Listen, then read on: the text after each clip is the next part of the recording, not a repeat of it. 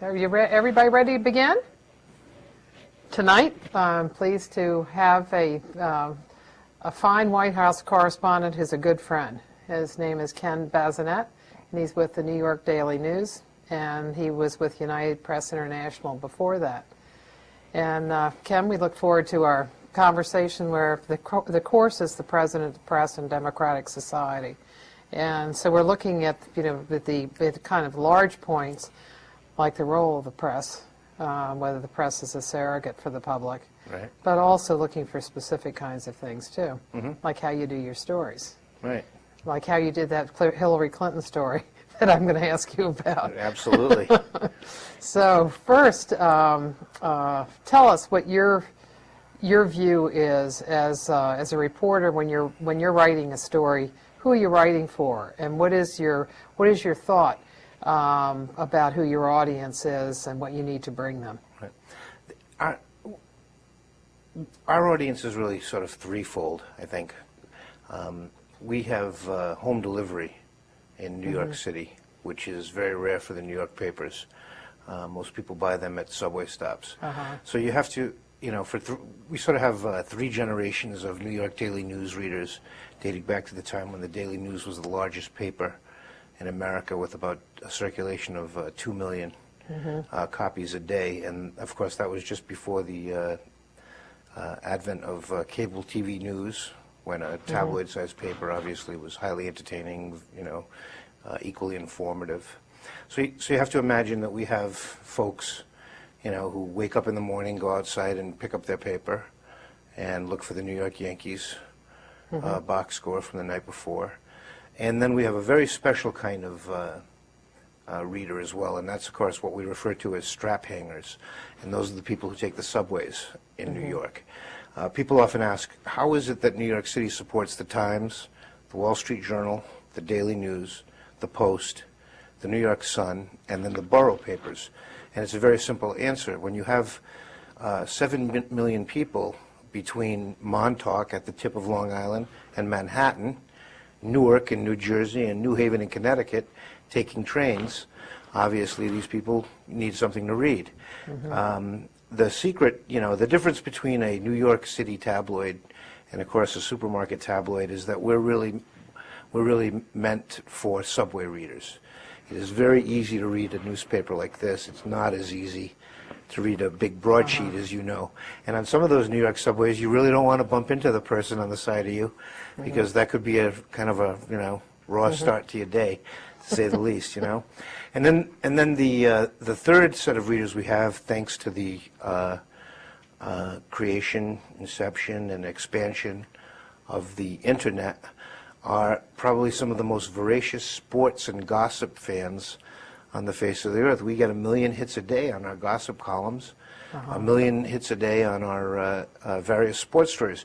We're one of the last newspapers in America, for instance, during the NFL season, that sends reporters to each and every NFL game, not just the local games, as most newspapers do. So it's a very complex audience. And after the real solid backing we have for our gossip and sports, we really feed the political junkies of New York, who have just loved the sport of politics since the days of Tammany Hall, and when you had 15 newspapers in New York City. So it's really an interesting bunch of people. It's a very real readership. At one time, I would tell you that I had the last of the blue-collar readership, but given what it costs to live in New York City, there's really not much left of blue-collar New York, where they are in Brooklyn, Bronx, and Queens, and fortunately those for 3 generations have been our readers. If they're interested a lot in sports and gossip, how does that work into news stories? Does it shape what kinds of things they're interested in as far as the news is concerned, or is it just straight news? Well, I think we always try to find that exciting angle to a news story, obviously.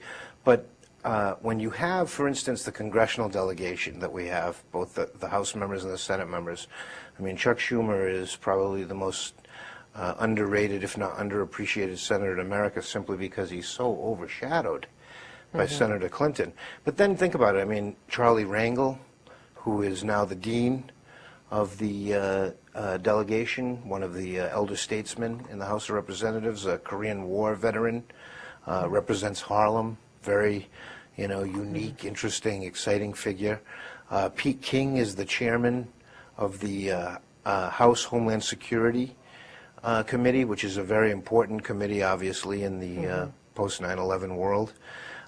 Because of this, we focus heavily on, our local legislators because they're fantastic newsmakers. But, I had a nice hit this weekend on a Tom DeLay story, which popped the day before he resigned, which basically said, look, they're getting to the, to the inner circle of DeLay's crew, and if you look at the way the dominoes have fallen, well, when they get Buckham, the next, shoe that's believed to fall, then, we think that we're pretty convinced he was going to finger DeLay. Therein lies the real exciting part of my job, which is, yes, I have, an unbelievably dynamic audience in New York City, given the fact that it's New York City.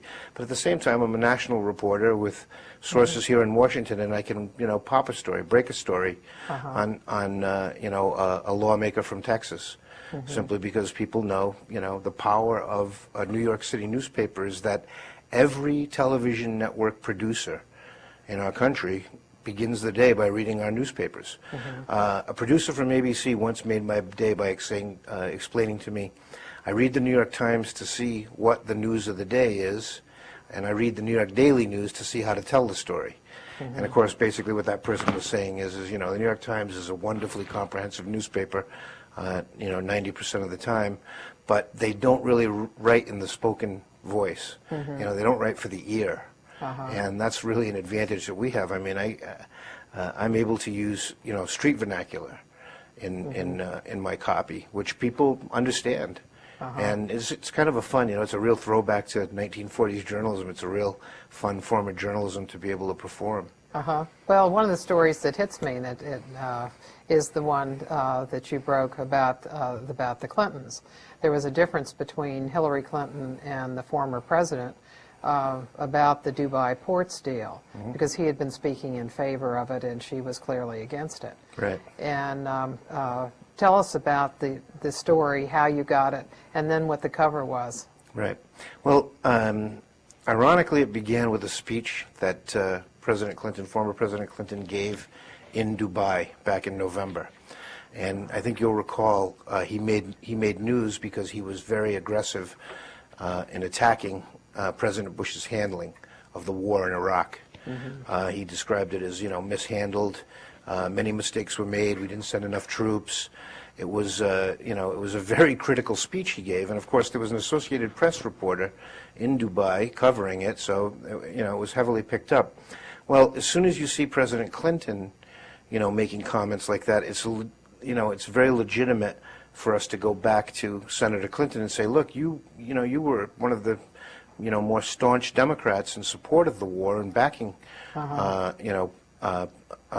President Bush. How do you level this? I mean, how is the president saying this, and your words in the past have been a little bit different? So that was a spot story at that time. But it was at that point that I realized, she's going to run for president, and there are going to be times where they are on sort of opposite sides of the equation. So, as you know, Martha, I covered all but, I think, 4 months of the Clinton administration. I've been doing this for going on 14 years now. I'm very well sourced with the people that we affectionately refer to as Clintonistas, right? And, it didn't take very long for people both inside of Senator Clinton's shop, former people inside of Senator Clinton's shop, people inside of President Clinton's shop. They have two separate offices. The Senate office obviously is based down here, and the President's office is based in Harlem. Over the course of, originally I was probably looking to do that story in November, and I probably could have, because the sourcing that I had on that story, really showed that, yes, it was made very clear to President Clinton that he had to begin to think about the things he was saying in public, the kinds of appearances he was making, because, it would be legitimate for us to go back to Senator Clinton and say, why does it appear that your husband is on the opposite side of this issue? How can you explain this? And then we just sort of got into the holiday season. I put it down because I knew it was what we call an evergreen story. I knew that I would have another opportunity to come back at it. And between then and the Dubai ports deal blowing up, I had probably done 25 interviews with primarily former Clinton staffers, a few current Clinton staffers, people who were there, most importantly, in 2000 when the same scenario had occurred. When President Clinton had to be, then sitting President Clinton in the White House, had to begin to think about the things he was saying and doing because she was running for Senate. And, he would, his words and actions would reflect on that race. So the as soon as the Dubai ports deal popped, and it wasn't just that President Clinton was saying words of support for Dubai Ports World, the company which had acquired, the half dozen U.S. ports. He actually had gotten on the phone with their top people and gave them some pretty important advice, namely that they seek the famous 45-day waiting period, to try and see this thing cool out. That turned out to be a major piece of advice. And there were a few other things. Well, at the same time that he's doing that, the senator, as you know, had gotten up on the soapbox and was just lambasting the whole idea of, having this Arab country owning, terminals. And again, they didn't own the ports. That's the other problem with that story. People actually envision Dubai running ports. Every port has a series of terminals, and Dubai Ports World, basically we're going to run terminals in these half dozen ports, while other companies, including U.S. companies, Chinese companies, companies from Taiwan, companies from Singapore, that was the other part of this story that popped up that's aside from what we're discussing now. We learned that 80% of the terminals in our ports here are run overseas. So anyhow, getting back to this story, the Clintons definitely were on opposite sides of that issue. And it was at that time that my phone rang this time from people who I'd already spoken to, and they were like, now it's out there. It's absolutely out there. This one could hurt her because she made such an issue of it. It was the first opportunity, as you know, that President Bush gave the Democrats to appear to be stronger on a so-called homeland security issue. And the Democrats, Chuck Schumer took the lead. Senator Clinton jumped right in there. Senator from New Jersey jumped in, and then we all saw what happened. Didn't take long for the Republicans to follow suit as well, because there was so much concern of it, what the implications of this might have been. So then it was back on the phones and just nailing down the fact that yes, there was pretty much a directive. The other part of this that I had come across in November that sort of surprised me, but not so much, was the fact that Senator Clinton's staff vets the President Clinton's schedule. They're very well aware of what he does, and they keep a close eye on it, with the whole focus being that we can't have him, we need him to do things that work for us. We need him to do things that are on our message. So to make a long story short, with an awful lot of reporting, some really solid sourcing, I had basically written a story that some of us had written in 2000, which was that Senator Clinton is now calling the shots, obviously for herself, but also for her husband, because, she's the, as one person in President Clinton's office put it, they didn't deny this part of the story, certainly not the day before, point blank, I was told by Ann Lewis, who is Senator Clinton's political spokeswoman, that President Clinton is very well aware that this is her time, and that she is the elected official and therefore the decision maker. Now, what changed in 24 hours was the cover that you mentioned. We have these wonderfully talented artists at the Daily News. They primarily work on our editorial page and our sports pages. We're famous in our sports pages for, really gripping, if you will, artwork that accompanies stories. Well, Ski, Majerski is his name, drew a cover for my story in which, there was a sort of, what's the right way to put it, it wasn't very kind to Senator Clinton in terms of the way she was drawn. Caricatured? Yeah, it was a caricature, but it was her caricature was, definitely not flattering. And more so, she was holding President Clinton on, puppet strings. Right. And the giant, as you know, we're famous for our 60-point or 72-point block letter headlines, was Zip It. And which I didn't realize the day before that was going to have multiple meanings, but apparently it did. And I think that's pretty quick. I don't think it takes anybody very long. Until I saw it, I was told what the cover was going to be at about 9 o'clock, right when the presses were beginning to run, or at least be inked up, and it didn't. I'm going to confess that it didn't until I saw it, And when I did see it, I was like, yeah, this is going to be a day of me getting an awful lot of angry phone calls from Senator Clinton's supporters, And did you? I did, and it was, it's fun, and I'm very polite, and I got many emails, and I always thank my anyone who takes the time to send me an email gets an email back, whether it's, I hate you, I love you, whatever. I always send an email. I try not to engage, if people want to get into a fight and that sort of thing, other than if there's some kind of a blatant, error in their email.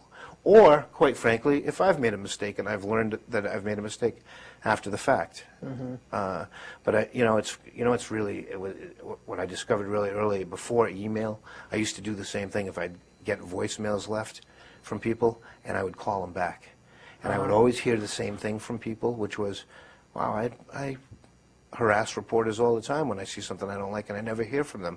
Thank you, Ken, for calling." And that was all I needed to hear. And ever since then, my policy has been, if a person's willing to put down 50 cents and buy the newspaper, or click on a link and go to the website, read something I've written, and then take the time to comment on it. And I've certainly got a few minutes, of my life to say, hey, thanks for taking the time.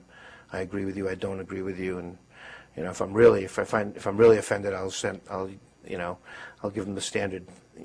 I really appreciate hearing from my readers, and it's very clear to me that you know how to read.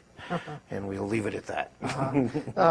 Do you hear from, with email, do you now hear from a lot of people? Well, we started about a year to 18 months ago, putting our email addresses at the bottom of our stories, and boy, it's, that's the beautiful thing about the internet, it's an interactive device. And so people just look at the newspaper now, ironically, as an extension of that. And they see that email address and they get in there and they have something to say. So yeah, but before that, hey, kudos to these folks, because they were figuring out, the domain and, Bazinet and that sort of thing, and on their own, before we started putting that out there, they were taking the time to figure out how to email me, and they were doing that, Does that change your concept at all? Hearing from a lot of people, does it change your concept of who your reader is? Only when I hear, the beautiful thing is, I love to say this too, New York City is going to be one of the most literate cities on the face of the earth. If you think about how many publications there are, aside from the newspapers I cited earlier, the Wall Street Journal, the New York Times, the Daily News, the New York Sun, the New York Post, the boroughs. Think about this, the Village Voice, New York Magazine, the New Yorker, and then a bevy of financial magazines and publications beyond that.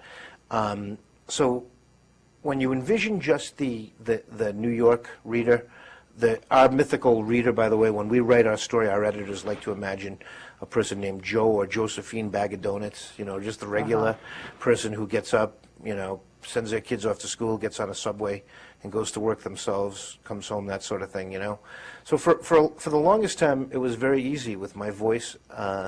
It's very easy for me to write for people from New York.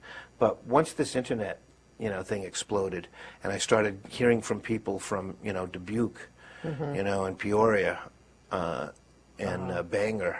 That's when I realized, every publication is now a national publication. You know, you were talking earlier about how this will be archived. You know what I mean? This is a perfect example. This would have been 2 classes. You know, I've spoken to dozens of classes over the course of my career. You know what I mean? But now it's a new era. You know, whereas somebody can come back and I could very well get an email from, you know, someone criticizing or supporting something I say during this. So it's just, it is the world that we live in now. You know, and that's it. Same thing with radio, by the way. When I do radio, forget about if I do an appearance on MSNBC or CNN. We all know who sees that. We know basically what their audience is made up of.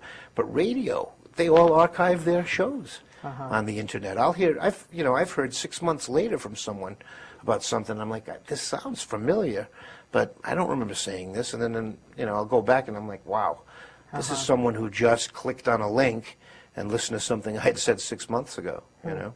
In looking at circulation, circulation has gone down, but readership has gone up. Absolutely. And so can you tell, like say, do like the last 10 years, how has your circulation gone down? But in terms of readers, how has it gone up because of the internet? Well, do you know how many people we know that we know that we're the 5th largest newspaper, print newspaper in the country, and we are the 7th most visited mass media, mainstream mass media website.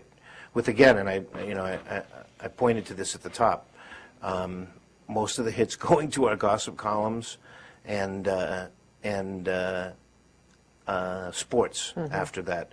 But it is let me tell you, we have a site that is fortunately finally being overhauled because our website is very difficult to navigate. And the fact that, you know, we have so many people who come to it, even in the state that it's been in, you know, it just tells you what the draw is as much as anything else, you know. But, I mean, it's what people are used to as well. I mean, like one of the best trivia questions I always throw out there is, okay, I write for a New York City newspaper. Can you tell me what state after New York my paper is most widely read in? And I get New Jersey, and then I get Connecticut. The fact is, it's Florida. You know, people from a generation ago who have moved to Florida still do the Daily News. We have a satellite printing plant in Florida. They want that newspaper. They want their Yankee scores, and they get them. You know, we also have a satellite printing plant in Los Angeles, because again, going back to the gossip and entertainment coverage, you know, that's what. You know, that's a company town, and that's an industry that we cover. We have a Los Angeles bureau, so we actually have a readership out there as well. You know, and does that affect, you know, having so many people, like say in the entertainment business, who are reading it? Does that affect they're looking at the news and what you've got on the news there? Yeah, well, it's like anything else. It's a you know, you go somewhere for one reason, but you can be teased into clicking on something else, you know, once you find something you like. And certainly, I mean, that Hillary story, it got a lot of play. That was a monster. Yeah. The other thing, too, is we're the New York City Bureau for Knight Ridder Tribune Wire Service. So, you know, when I have a monster story, you know, that's another 357 media outlets that get my story. You know, that Hillary story played everywhere. Contra Costa out there. I mean, just, you know, there were just so many Knight Ridder papers in California and McClatchy papers in California, and they all picked it up. The Seattle paper. I mean, that was the thing. You know, they thought it was over in one day, and then the next day they woke up and boom, there it was again. You know, nothing personal. When you're I like Senator Clinton a lot. She's one of the most, you know, I mean, as you know this, I got to know her when she was a first lady, and she's unbelievably smart, you know, and works very hard. What we hear up in the city is her constituent service operation, you know, her New York-based offices. Boy, they really know how to cut through red tape, you know, on important stuff, too, like Medicare checks, Medicaid checks, you know, Social Security checks, that sort of stuff, which means a lot to people, as you're well aware, you know, on the receiving end. So what kind of readership do you now have with? Do you know on numbers on your internet? I don't, but I know that we get that, we do have those million hit days, Uh-huh. you know, and so, you know, it sort of fluctuates. The only statistic I know off the top of my Yeah, right. head is that we're currently ranked number 7, but we're doing an overhaul, and we've started to hire bloggers, Uh-huh. you know, to do politics, sports, and I'm sure we're going to do gossip as well, you know, and that should be, you know, I think we're going to probably move up a few notches. Because, you know, there's a whole new audience of non-newspaper readers, if you will, who, you know, just really, really enjoy the more informal and interactive form of information gathering and passing. When you hire bloggers, what kind of people are you bringing in, and you know, kind of how does it work? What sort of independence do they have? What kind of because you give them a legitimacy, Right. So what do you know about them? Well, the top blogger that we hired is Ben Smith. He's a political writer for the New York Observer, which is a weekly paper which really does politics and culture in a sort of breathtaking way. And he established a blog, you know, for that newspaper on its website, and it became like a first read for political junkies in New York and the surrounding states. So, you know, we went out and recruited him. And, you know, he'll eventually do a column for the newspaper, but he's really the beginning of getting out there and bringing in a new audience for the Daily News Company. How old is he? You've met him, I think. He used to be down here in Washington for the New York Sun. I think he's probably redheaded kid, right? Yeah, early 30s. I remember Yeah. him because he So- did some stuff on Clinton. Right, exactly. During Lewinsky, he That's came right. down to the basement. That's him, exactly. yeah. So what, you know, early 30s maybe, late Right. 20s? Yeah. Young guy, very smart, you know, well-educated. I was wondering if news organizations are going to young people to do the blogs, you know, figuring that that's going to bring in the readers, the people they're losing in their circulation. Yeah, I are think, young people. You know, I would have to believe that's going to be the trend, but it's like anything else. As long as you serve up, you know, what people are looking for, it may not, you know, in the end, it may not be an age sort of restricted occupation. But I think for now, I mean, right now we're trying to, you know, capture that very important, Right. you know, 18 to 29 demographic or 19 to 29 demographic. So I think we're going to have to match that with, you know, folks their age, you know. On the other hand, you know, the entertainment stuff, that transcends all demographic groups and age groups. You know, it's quite amazing, you know. Yeah. I mean, you know, you know, 65-year-old guy who might be following, you know, something on, you know, a weird occurrence for a Tony Bennett isn't reading the item about Ashley Simpson and vice versa, you know. So that's sort of, and the same thing with sports. Thank God, you know, sports fans are of every age, you know. Right. And, you know, these are exciting times politically, as you know, and certainly in the government. So you know, I really get frustrated when I hear the so-called experts talk about how young people, you know, aren't paying attention to politics. I don't think that's necessarily the case. You know, and of course people are quick to cite that, you know, their voting numbers are down and you know, are low, excuse me, and you know, they show no interest. What I say is well, you know what? That's probably an age group of people who are voting by not voting in a lot of ways too, you know, and so I say whatever we can do to keep people, you know, reading is the important thing, and that really is the important thing. Is that, you know, it's, you know, we have, look at this visual stimulation we have, you know, just in this room alone. You know, it's quite amazing. It's anytime I see a young person on you know, the subway here in D.C. writing a book, I take note of it. I think it's important. I just think it's important for people to read, you know, and that's one thing I'm really proud of my newspaper. We not only are we the New York City sponsor for the National Spelling Bee, and we always have a kid, you know, every other year who wins the darn thing. I mean, it's just amazing. But we also have you know, spent millions on literacy programs for New York City and surrounding areas. It's a double, you know, hey, I won't kid you, it helps us too. One of the tools we use is our newspaper, but, you know, you have to give something back. I mean, that's, you know, there was, there was once a time, and I was lucky enough in the early part of my career to be a part of it, where the newspaper was, you know, an essential tool of civic life and community life.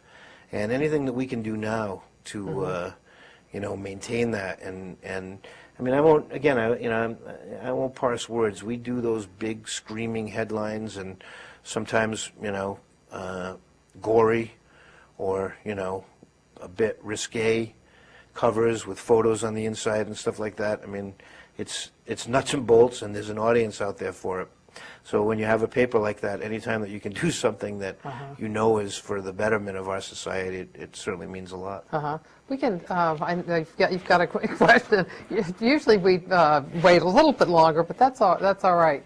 So Towson, too, you know, come up with questions whenever you want. Well, I work at CBS.com right now. That's my internship. And I was just talking to my bosses because I want to go into broadcast journalism, and they don't think that there's a future in television journalism. And I was just wondering, like, what your thoughts were on that. I mean, I can't see how there isn't going to be, simply because, I mean, you know. Just the question was about the future of broadcast journalism. I mean, look, you're with CBS, you said, right? What's the biggest story in the media today? Katie Couric? It was like Katie Couric and Tom. Yeah, sure. I mean, but I'm not sure what the platform for you know, the ultimate consumer will be, but let me give you an example. You know, we watch the briefing. If I'm not at the briefing, and I prefer the morning off-camera briefing, simply because Scott McClellan's more apt to say a little bit more than he does on camera. But I watch it streamed on my computer, live, and you know, I just can't imagine that there isn't going to be some kind of a, you know, a broadcast platform that's delivered at least through our computer. Do you think that it will be television, though? Because, like, it's CBS.com that I'm working in, and they really think that the future is just going to be, like, Words? internet. Well, not words, but, like, even, because they have, like, clips of, like, the video clips. Sure, but I think that's the same thing. I guess what I'm trying to say is there's a TV right there, right? You probably have a laptop with you, I have a laptop with me. What's the difference on the platform? As long as we're still getting the product. You're still going to need the same basic news gathering skills and tools to be able to do that job. I can't imagine that there won't be some kind of there's always going to be a broadcast format. The platform in which it is delivered, that will change. But it'll still be essential for people to, you know, practice, you know, good news gathering skills and work to secure good sources, and, you know, just be very well informed, very well read. So I just think maybe the ultimate consumer platform changes, but, you know, not the product itself. It's like newspapers are certainly going to continue. It's what kind of form, and look at all the different things organizations are trying. Right. Like this week, the Washington Post began its radio stations. So they bring people in to talk, like Dan Baltz was speaking this morning about a story that he wrote in today's paper. So they're trying a whole variety of things. The Post created a television studio inside the newsroom so that people could go on, you know, whatever CNN or other programs to discuss their work. So everybody's trying to figure out how to get to that audience, what sorts of things to do. Right. We have the same setup in our New York City bureau. If I go on TV here in town, a car picks me up and they bring me to one of the local stations, and it's this format similar like this. There's a camera right there, and there's a person talking into my ear, right? In New York City, the same sort of operation that Martha just described exists in our newsroom. And there's one room where there's a fixed camera. And if CNN or MSNBC or a local affiliate, you know, wants to talk to one of our reporters about, you know, their story of the day, you know, our bookers, we actually have people at our newspaper who book us. You know, they'll go to that person or call that person and say, look, I need you in the studio at this time or that time. Well, they were also just saying not necessarily like CNN's not going to go away, you know, and stuff like that. MSNBC, C-SPAN, like those kind of things aren't going to go away. But they've said that like already they're seeing like a decrease in viewers with an increase of internet users, you know. Right. And so like just stuff like ABC and CBS is not going to be don't watch the 6 o'clock news religiously anymore, you know? Well, 25 million do, but yeah, you're right. Yeah. But it was once, 50 million. Yeah. No, I guess what you're, stop me or correct me if I'm wrong, what you're basically asking about is will a broadcast network continue to have a news division? Well, I just want, like, do you think the popularity of it's going to just keep decreasing as the internet keeps increasing? I do, but I think that that the viewers will become readers and broadband viewers on the website. I mean, here's a perfect example. What did we just live through that was just one of the most marvelous, March Madness ever, right? We just had a great basketball tournament, right? Well, it turns out that like a dozen of my closest friends who, do the bracketology thing with me, they bought this package from CBS and watched it on Sportsline, and they never missed a game. They didn't have to, live with what the local market gave them. So I think it's, I really think it's the same product in a different platform. What you're asking about CBS is really, I think that hasn't played out yet, and I think it hasn't played out for ABC yet. It wouldn't surprise me to see one or both make a move towards a cable news operation, or to try and acquire a cable news operation, for that very reason, But, so much change, and it's coming at us really, at the speed of light. So, just buckle your seatbelt and, enjoy the ride. I am. So for someone that wants to get into the industry, do you think that computer and print, sorry, I'm like totally hogging you right now, do you think computer and print are the arena to go into? Not necessarily. I think that there's plenty of room to go into broadcast. But I think that at the essence of all good reportage is solid news gathering skills, strong interpersonal skills where you're able to develop sources, display trust, and just be a thinking person. Look for fresh ideas.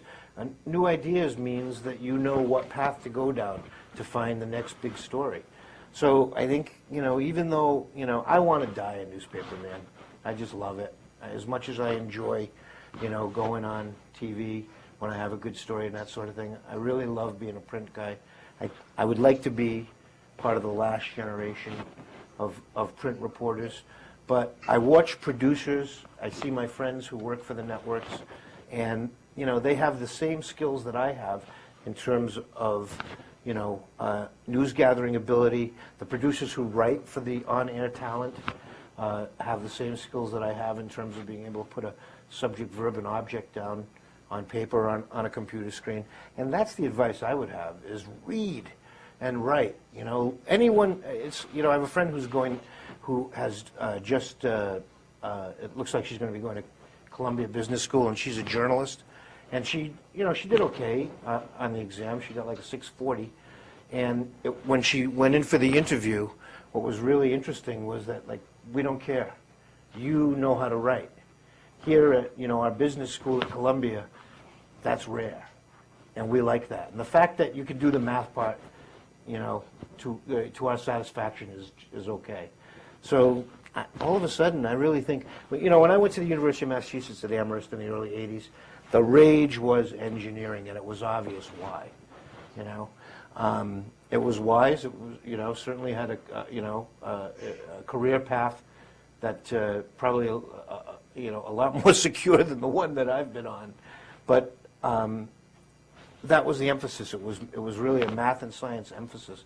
And I wonder now whether or not we might see a little bit more balance where, on college campuses, the once, sort of, I never really understood how people could mock English majors given, what they were able to read and comprehend, and so you can imagine that plus being able to write beyond. So I kind of wonder now whether or not, writing skills and reading comprehension might not be a little more important again in our society and culture. I'm banking on it. I'm only 45, so I'm kind of banking on that coming back. Taliesin, do you have a question?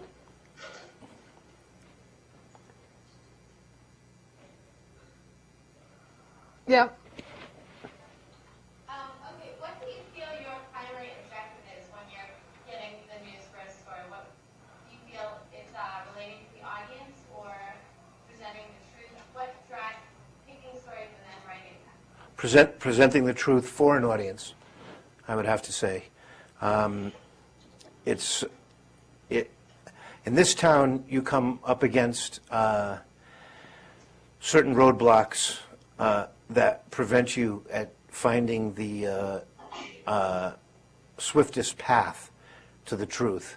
And that becomes challenging, and that's a challenge that I really enjoy day in and day out. But I frame my reportage with my readers in mind, primarily my New York City readers in mind. Unless, as I was talking earlier about, I had broken a pretty decent story over the weekend about Tom DeLay's woes, then I sort of really probably write for a Washington audience, hoping that, outside the Beltway outside the Beltway, that the story makes sense and has context, so that anyone, from Indiana to Nevada can relate to the story. Truth first. That's the business I'm in. What about when you were a wire reporter, you worked for UPI? What was the difference in what you looked for there? Well, Was there any? Well, yeah, that was a time where there were no adjectives, adverbs, and gerunds in my life. I can tell you that. It was, just plain, simple, declarative sentences with just the facts. But, the wires are the core to the institution, the media institution.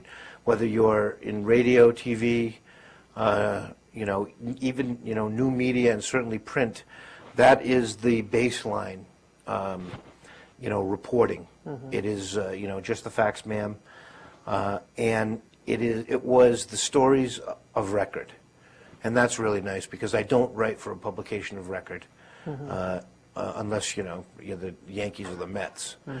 And that was really important, I think, in terms of my career. What would be the length of a story at UPI and then a length of a story at the Daily News? The average length of a story I think I work with now for the daily is about 300 words, and then for Sundays about double that, 600 words. We do nice, beautiful spreads with graphics, artwork, etc. on Sundays in particular.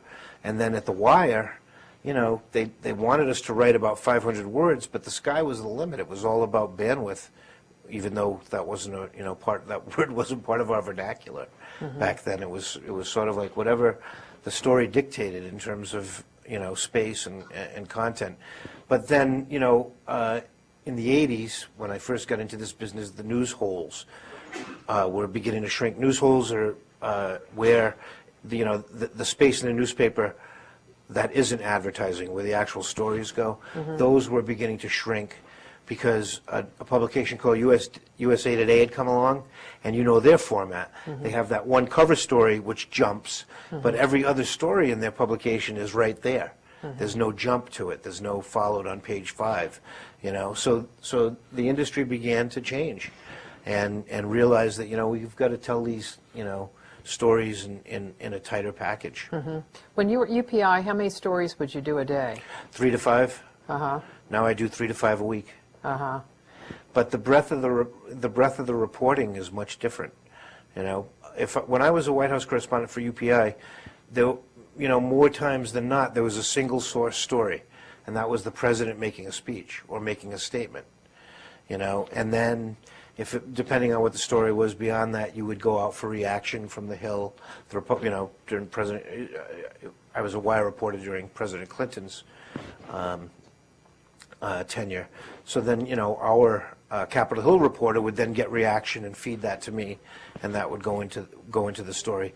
Now, you have to find really creative angles, and with the walls that this administration puts up in terms of, not making it easy for reporting, you really have to make, sometimes a dozen extra phone calls. So that's really, but it's an important thing. The more people you talk to, the better your story. The more resources you look at.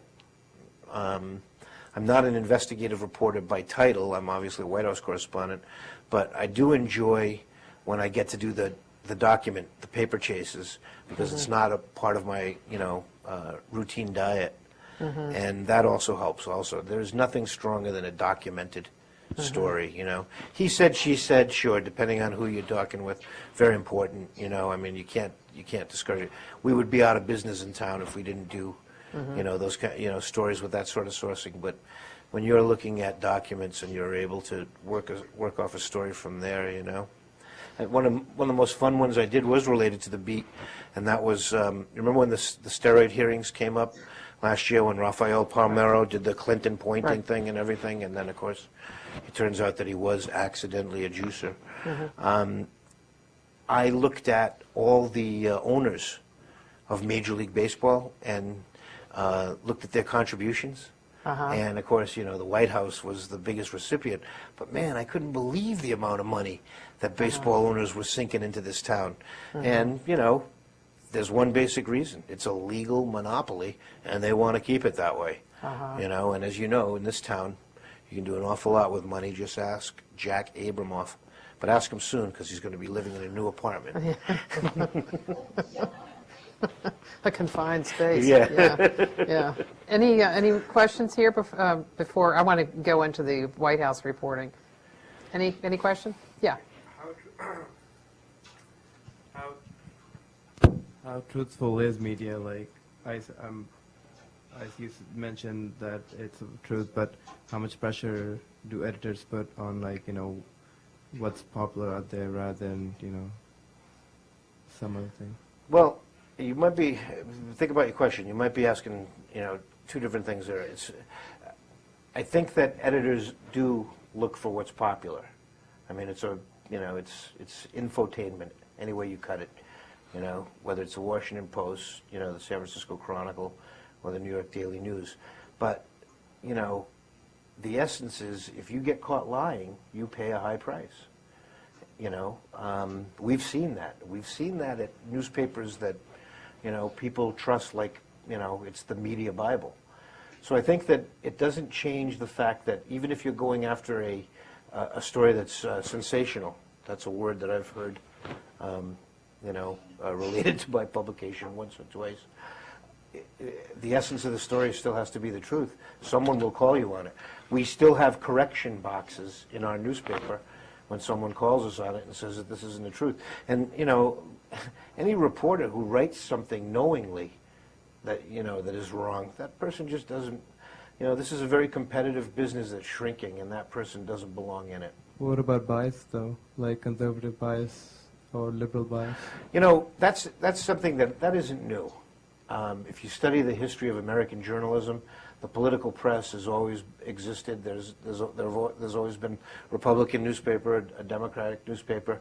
What you hope is that it doesn't seep from the editorial pages to the news pages. But I mean, I write for keep the sky blue. Let's provide health care. Let's take care of our neediest. Pro-worker kind of newspaper, and you can read that, I think, in the news pages, and maybe not in the specific stories, but how we cover things and what we cover. And I think conversely, there's probably a network, a cable news network out there that probably has the same kind of how do I say this? It takes into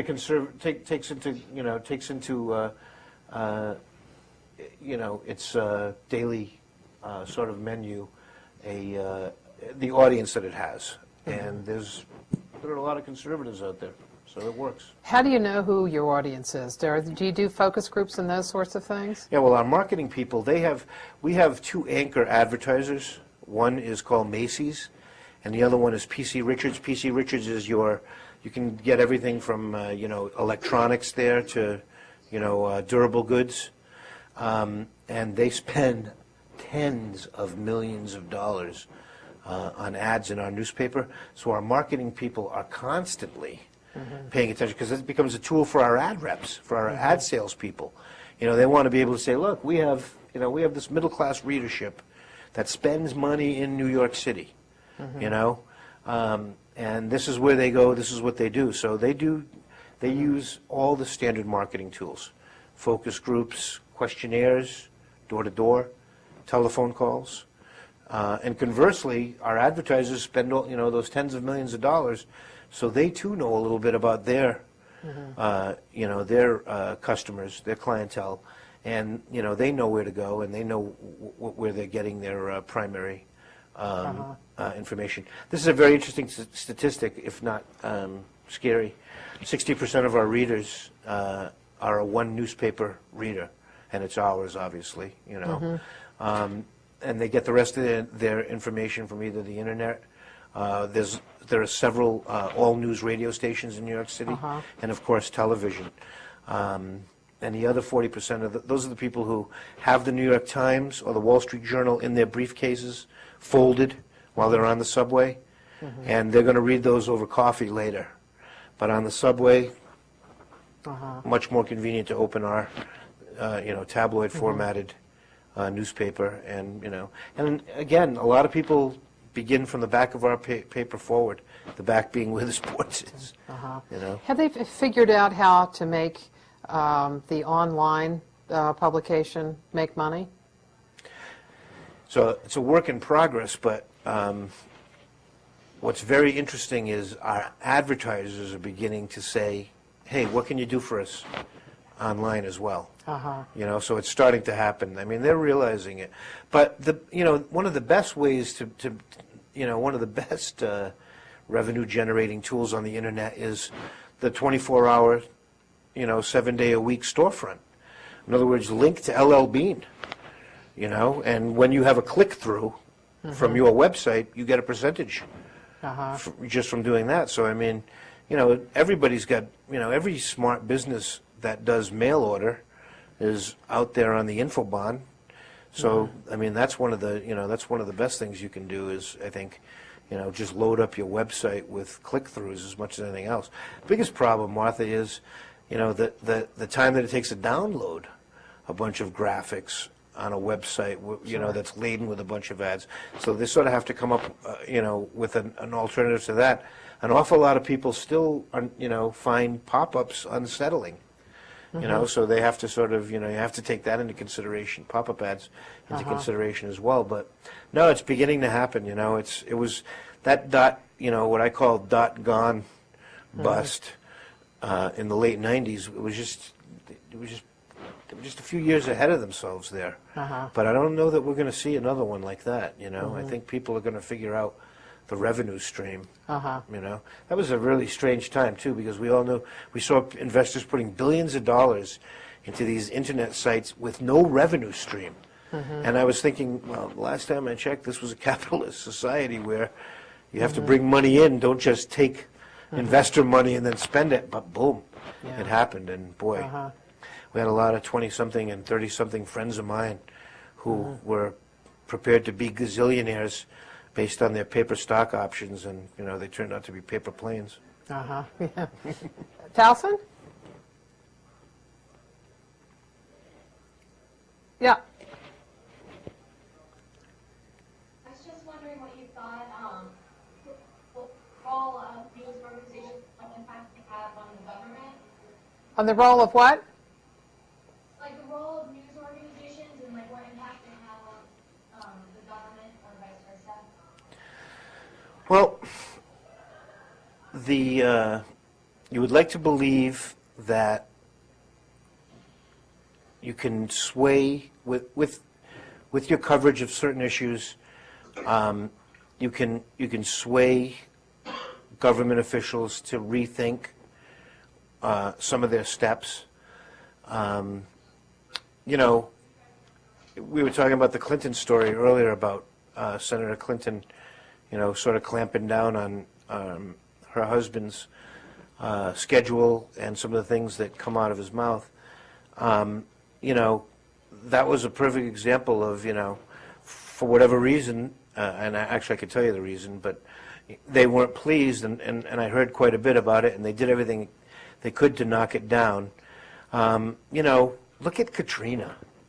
That might be the best example, the most devastating event politically to happen to President Bush, arguably, in his second term. Nothing has been more costly politically, more importantly, more costly to human life and welfare in the Gulf states. But I mean, that coverage changed, I think, the way our government is going to react to things, in the future. Because one aspect of that was that all the anchors went down. So it was just live coverage all the Right. time. And Right. it occurred, too, over Labor Day weekend. So people were often at home or around a television set. Right. And so the officials themselves may not have been watching it. President Bush was in proffer, and he might not have been following it the same way the public was. But the public certainly had a strong Sure. reaction to it. We have to be careful, too. I mean, the lesson of Iraq, the build-up to the Iraq War, is another great example, I think. We took people at face value. I have nothing but, respect for someone who's had a military career and his brief diplomatic career as former Secretary of State Powell. When he went to the UN and made the case for war, the WMD, the connection to Al-Qaeda, et cetera, that had a lot of standing with a lot of journalists. We all felt that Colin Powell was the last line of defense, the sensible people in this administration. And if it was good enough for Colin Powell, then it was good enough for us. I think the lesson now is check everything. Do a better job. I don't know, that would have been a hard one. That trying to determine whether, being a reporter, trying to determine whether or not Saddam had WMD would have been a hard one to pull. But don't buy everything the government tells you, hook, line, and sinker. That's for sure. And that has been a very costly lesson in terms of human life and what it's done to the fabric of our nation. Not to mention that there's still an awfully lot of innocent people in Iraq who have to endure this thing. So I think that was another wake-up call where, the impact that the government has on us in that case was probably, detrimental. And I take responsibility for buying that hook, line, and sinker. Not to the extent of some reporters who, put stories into their paper, but certainly, I feel like, what we know now, we could have done a better job trying to figure out whether or not this was a PR campaign, as it turned out to be, or a factually based case for going to war. Can you think of cases where government officials found out things through stories that they had not known?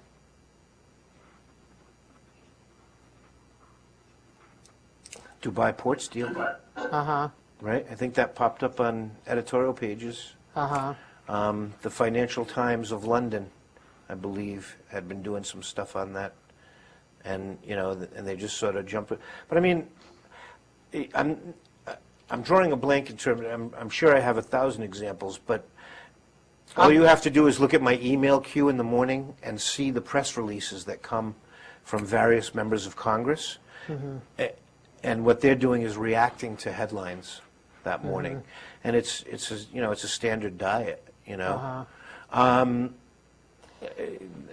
This is maybe the last time we talk about this, but one of Senator Clinton's Republican opponents put out a press release that morning that my story came out, saying Bill Clinton is too important a man and too powerful a speaker, which is very true.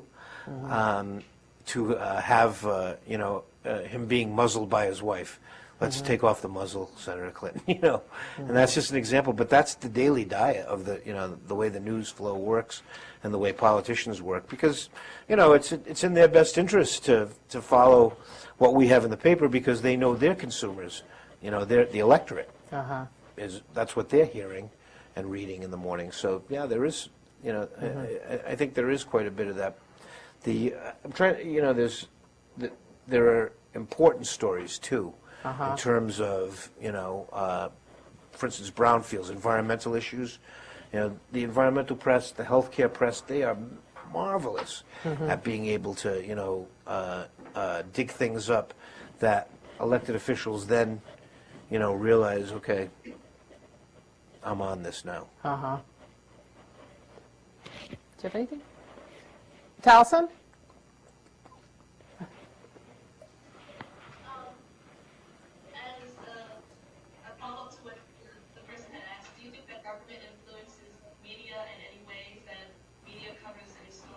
Yeah, I think I just gave you a good example that the build-up to the Iraq War was, pretty hefty.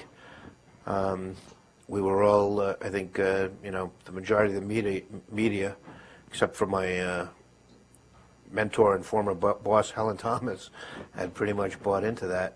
So I think that's I think that's a pretty good example. Right now, you have a press corps at the White House that doesn't really want to believe anything unless we can see, factual evidence of it, I think. So I think it's right now we have sort of a much more skeptical time. But another case is, even though I think I cited the Financial Times of London first popped the story about the Dubai ports deal, then Senator Schumer of New York, grabbed that and, ran with it. And I think the media was pretty much on board that, oh, this can't be good, without looking into the facts and realizing, wow, we have a dozen Navy ships docked there. We have a CIA outpost that deals with Afghanistan and other parts of South Asia based in Dubai. And we found out, within 10 days, 2 weeks, that this was really, post 9/11, a pretty solid ally. And we had, neglected to look into why, maybe Dubai Ports World wouldn't be the worst handler to have at some of our ports. And I think that's an example also of us, running with what the government gives us. Mm-hmm. But I think right now it's a very skeptical press corps by and large. Congress is in disarray, at least politically. The Democrats don't have a single message. President Bush is just, his job approval rating, the American people, if you believe these polls, and I think I have to, because just average them all out. Yeah, they're consistent, I just think that right now we're really, asking that extra question a little more than we had been, certainly during the first term. In one day, I can't remember just what it was that McClellan was talking about in the briefing, but David Sanger was of the New York Times was pressing him for more information on a particular point, and he said, we all learned from the 16 words in the State of the Union message Right. that we need to see the footnotes, just not just the speech. Yeah, very well put. And so that really cost them, in a way, because it cost people's trust. Right.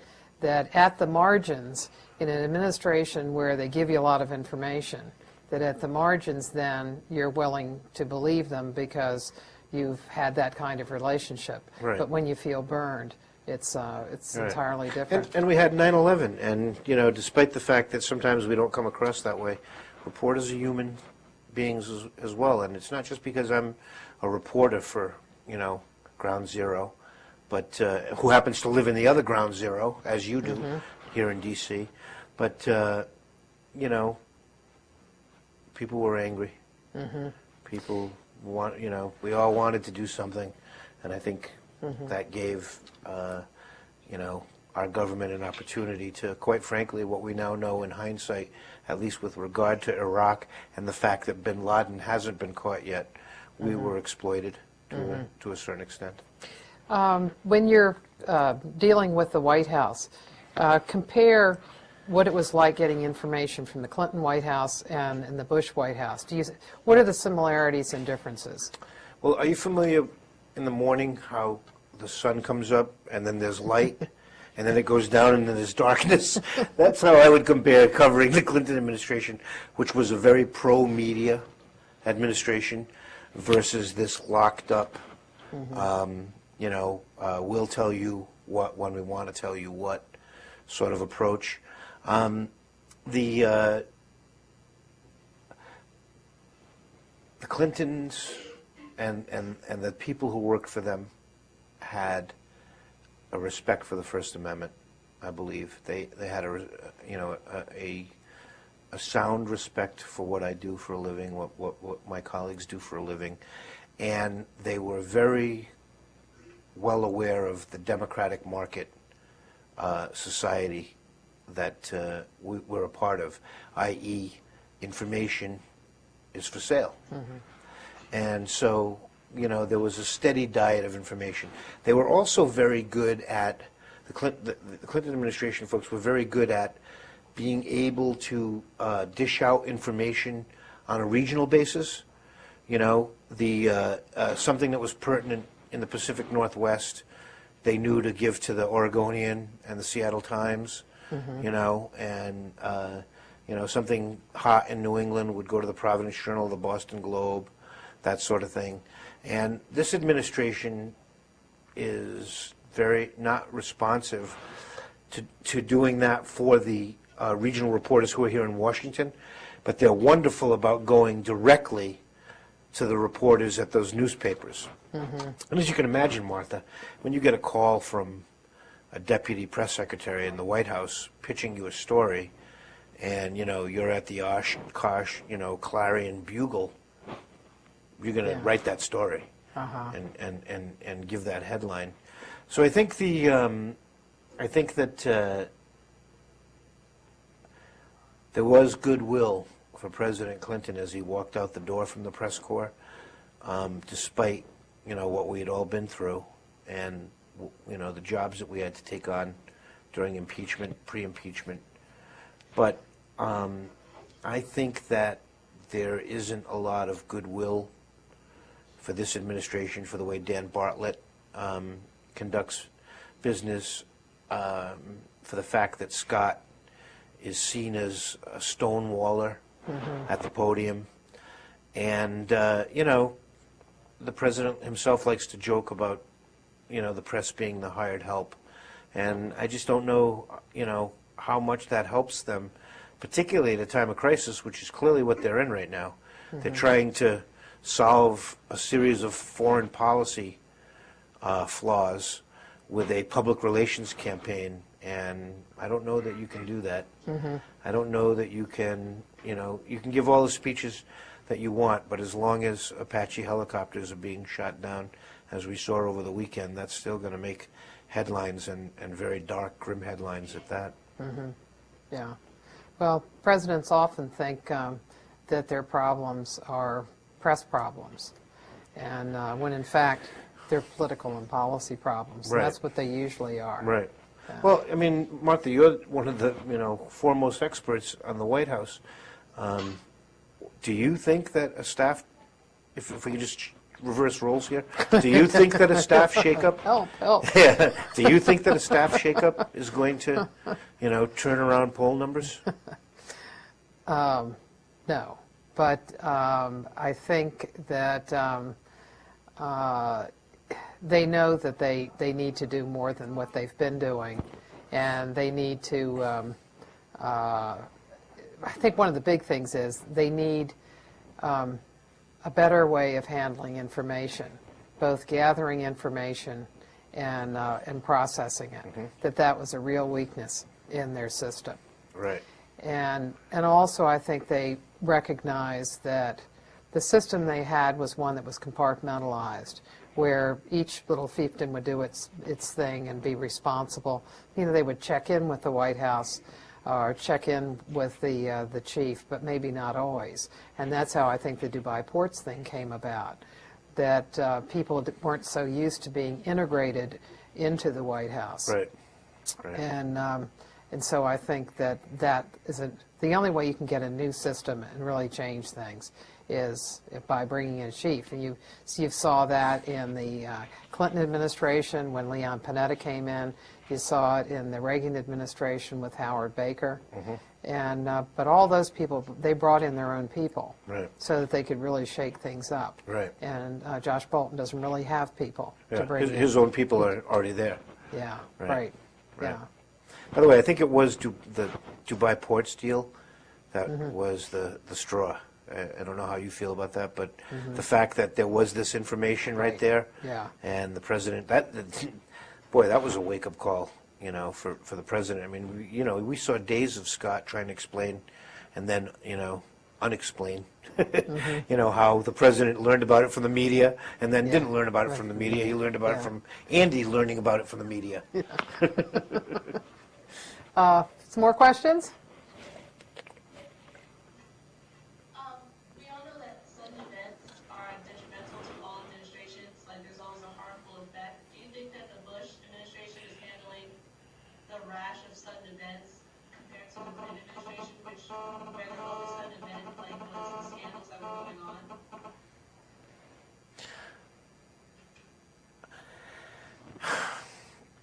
I think their rapid response.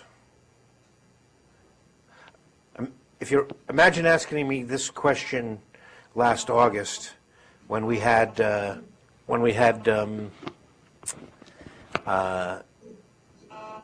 Cindy Sheehan, you know, holding vigil outside the president's compound in Crawford, and followed by, you know, Hurricane Katrina, and I would have said there is no rapid response to this administration. But I think that since then they've tried to do a better job handling things that they know about. But again, to use the term that Professor Kumar introduced into the dialogue, because they are so compartmentalized, they haven't, you know, really been able to take advantage of that. The other thing is that they're running a campaign. They're not really following a format of domestic policy and foreign policy. They're trying to accomplish things by doing it campaign style. And when you do that, it's sort of like letting the inertia, you know, this is going to be horribly redundant. I hope you all forgive me. But the inertia, you know, drive the way, you know, you do business, rather than letting a set of facts and standards drive the way you do business. And I think that this administration, see, President Clinton's outfit did the same thing the first 2 years, and it cost him the Congress. And history will probably call him the man who, you know, put the final nail in the coffin of the New Deal coalition because of it. But or the Democrat who did anyway. But the fact of the matter is that because they approach everything with campaign style, sometimes rapid response isn't quite good enough. I mean, what you have to have is thoughtful response. I mean, these folks still are sort of in denial on a few things, like, for instance, that there are people who need prescription drugs who thought that the Medicare prescription drug program was going to be an answer to their problems, and instead found, you know, documentation that looks like, you know, the income tax code, you know, sort of, you know, a strange language that people are not used to dealing with. All they want is their medicine. And yet this administration is still, you know, slowly realizing, hey, we have to fix this thing, or else it is going to cost us politically, not to mention, more importantly, probably, you know, cost a few, you know, lives of undeserving Americans who thought they were going to get some help. So I really think, you know, I apologize for the long-winded answer, but I think that, you know, they don't do a bad job responding. The problem is what they respond with. And, you know, there's no meat and potatoes on the plate too many times, I think. Mm-hmm. One of the things that's noticeably different between the two administrations is the way in which they explain their policies. That in the Clinton administration, you had a regular group of people that came out to talk about economic policy, domestic policy. If, for example, the president was doing a middle-income housing initiative, as Clinton did in the summer of '96, he had the HUD Secretary, Henry Cisneros, come. Cisneros had his deputies to answer questions in addition to him if he didn't know an answer, response to a question, so that you had a lot of experts coming through on a regular basis. Every issue had a background briefing. Yeah, right. and they all made good stories. Right.